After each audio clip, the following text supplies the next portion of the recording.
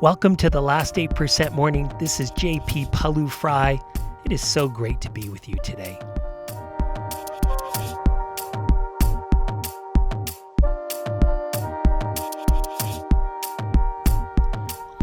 In today's session, are you feeling increased pressure these days? Are you affected by the amount of change and challenge in your environment? Are you feeling the need to perform in not the easiest of conditions? This is part 2 of Performing Under Pressure Week, and today we're going to examine how we look at pressure, what's known as our default appraisal, and how this default appraisal, this way of looking at pressure, has a huge impact on our ability to deal with pressure. Let's walk.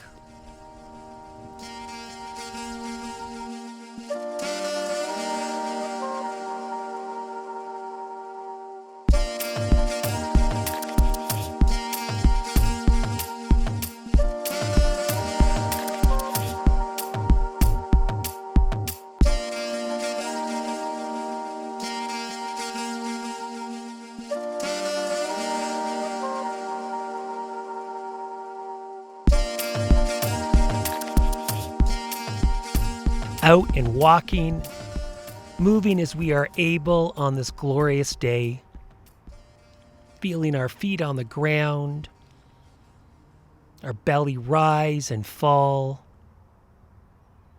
standing tall. It's great to be with you today.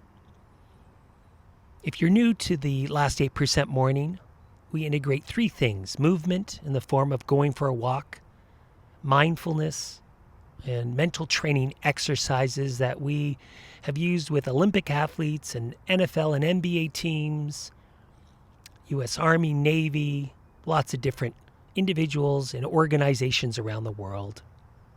So we start by walking or moving as we are able, and we pay attention to our belly and our body. So just feel your feet on the ground. Just note what it feels like when your foot contacts the ground. Just be curious. Mindfulness is paying attention on purpose, as if our life depended on it. And while it might not seem like our life depends on it right now when we do this in the morning or at lunch or after work, people do it at different times. What I can tell you is that when we face our pressure moments, our last 8% moments, paying attention well really does at times mean our life is depending on it. So just walking, feeling our feet and our ankles now.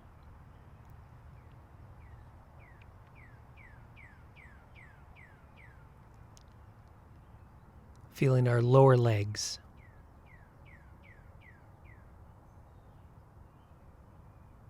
And we follow a BIG structure. We make our bed, and now we pay attention to belly and body.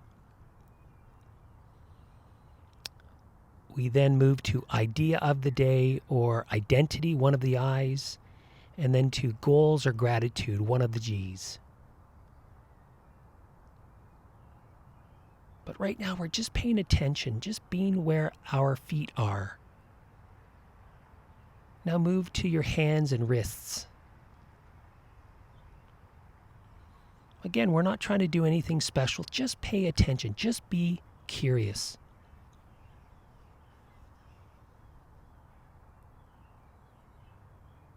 And feel our belly rise and fall. By the way, if you're new, you won't know that our suggestion is to go with your belly, but you can also go with your nose, feeling that most acute place in your nostril where you feel the breath come in and go out. And looking around, feeling grateful to be alive, feeling so fortunate to be able to be present and to count our blessings and set our day up, prepare our day, set the tone for our day by taking some intentional action, which is what we're doing. So now move to your head and neck. Just, again, be present for whatever you can feel, whatever physical sensations. You might notice some unpleasant sensations. If so, don't try to change it. Just tune in. You might sense some areas that are not calm or neutral. And again, just note and just bring a curiosity. And that's it. Over time, if you've been with us for some time in this morning routine, you start to gain a confidence just by paying attention, it changes. And not by us trying to change it, but just by bringing a curiosity. Something happens. So I'll just leave that to you to discover.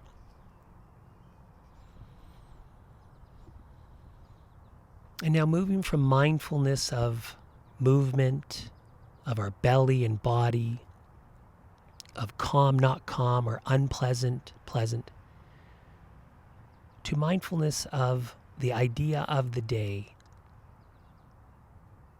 So I've got a couple of quiz questions to start. Again, standing tall, walking. Here's the first quiz question. How many types of muscle are found in the body?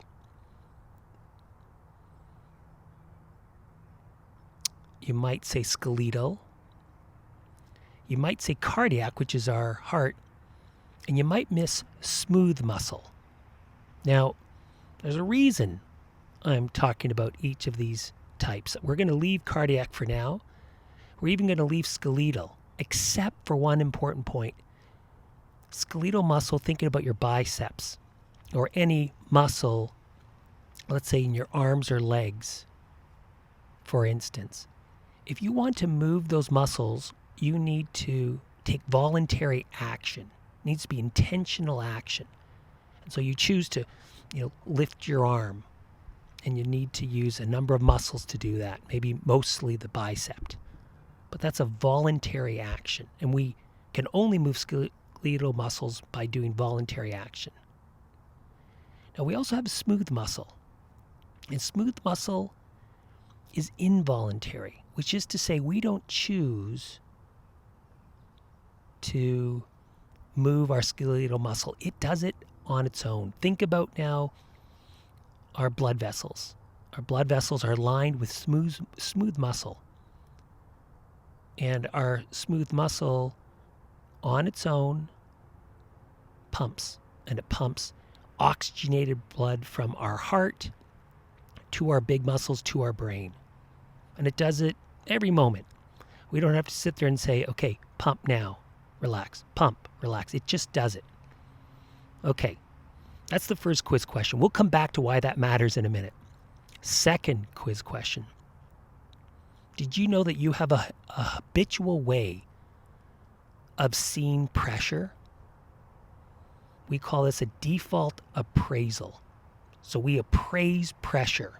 We praise every situation, quite frankly, but we appraise pressure situations in one of two ways. Are you aware of that? Well, let me tell you, one of the ways that we appraise pressure is by seeing it as a crisis, as bad. And it actually makes sense because pressure for most of us does not feel good in the body. And I'm going to suggest you go back to the first episode of Performing Under Pressure Week to understand how pressure shows up in your body. But when it shows up, it doesn't feel very good. In fact, I worked with an MBA coach once for quite a long time who was so overwhelmed by the physical sensations and the thoughts of pressure that he experienced before every NBA game that he would get physically sick. Now, if you're not an NBA fan, I can tell you there's a lot of games in an NBA regular season, preseason, and postseason. For him, there was almost 100 games that year. So he'd get physically sick before every game. And in fact, when we started working together, he said, JP, I don't think I want to coach anymore because I don't want to feel this anymore. Okay, so here's the thing. When we have a default, and I'll again come back to physical sensations in a minute, but when we see our pressure situations, when our default appraisal is to see pressure as a crisis, as bad, there's a number of consequences. Number one, it elicits fear of failure. We become more sensitive to failure. It impairs our short-term memory. It narrows our focus. We become very mentally rigid. It even saps our energy. And almost more importantly is that, think back to those smooth muscles. When we see pressure as a crisis, it changes our noradrenaline-adrenaline ratio. I won't go too much into that, but it increases noradrenaline. And what that does is it constricts our blood vessels. So literally those blood vessels that are pumping oxygenated blood from our heart to our big muscles and our brain, the blood literally gets stuck in these constricted blood vessels. And this is one of the reasons we underperform. But most of us don't even realize that we have this default appraisal. And most of us don't realize we have a choice in how we see pressure. We don't have to see it as a crisis. And we don't have to equate the uncomfortable or unpleasant physical sensations that we experience during pressure as bad, as negative, as something that might threaten us. We have a choice. We can see pressure not as a crisis, but as an opportunity. As an opportunity. And what's amazing is that when we see pressure as an opportunity, it changes the noradrenaline-adrenaline ratio. So now we have more adrenaline. Now we get more vasodilation of our blood vessels. And now blood goes to the big muscles more easily, up to the brain, so we can think more clearly, we can move more easily. And this is all driven by the choice. And this is actually quite a big deal, because we always thought smooth muscle was involuntary. Now we realize we have an indirect effect on our smooth muscle just by how we see our pressure situations. So here's what I'd like you to do right now. Think about a pressure moment you are currently facing. And I want you to come up with 10 reasons why this is an opportunity. And you can come up with any reason. And by the way, you don't even have to believe the reasons to start. Like when we do this with athletes, we literally tell them, compile a list, but you don't have to believe each of the reasons right now. Just write out whatever you think might be a way to see this situation as an opportunity. And so I'm going to ask you to do that right now. Think of your pressure situation and think of all the different ways you can see it as an opportunity.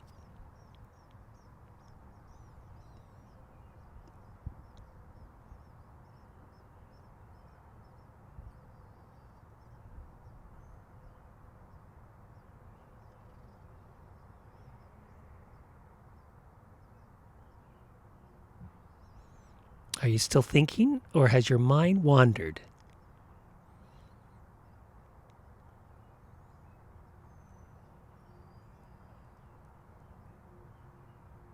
So there are a number of ways that we can see this as an opportunity.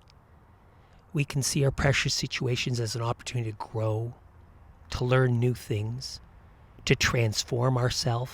By the way, go back to the Hero's Journey Week or Heroine's Journey Week to really get into this idea, because it's a powerful one.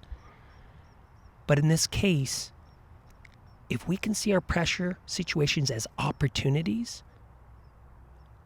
it changes our physiology. It changes how we feel.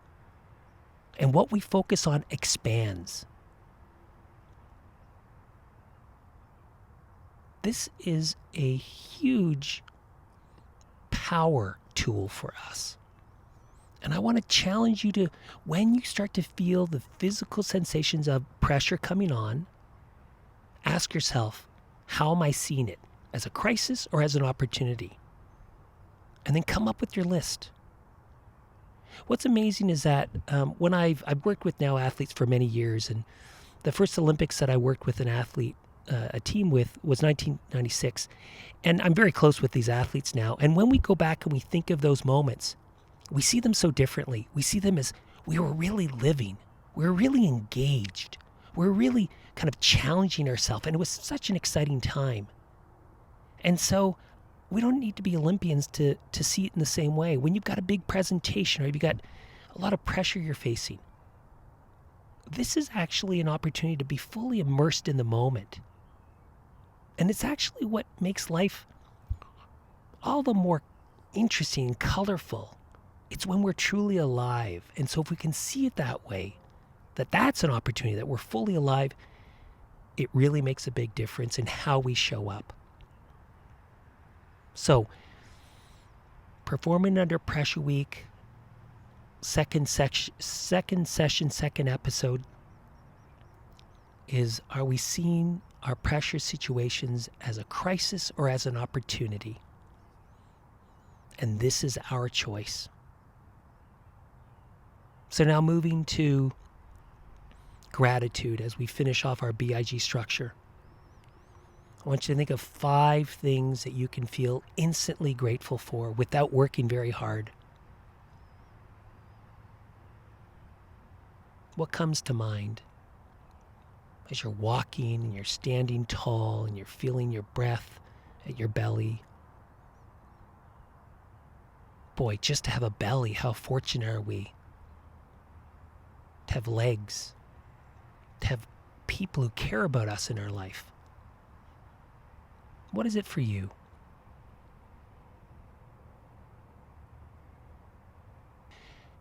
So as we're finishing, I want to finish with one of my favorite quotes by, I think, one of the best coaches in sport, let alone in the NBA.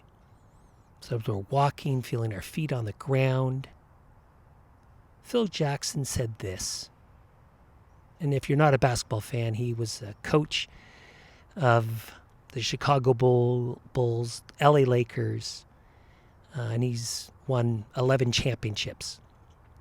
He said, in basketball, as in life, true joy comes from being fully present in each and every moment, not just when things are going your way.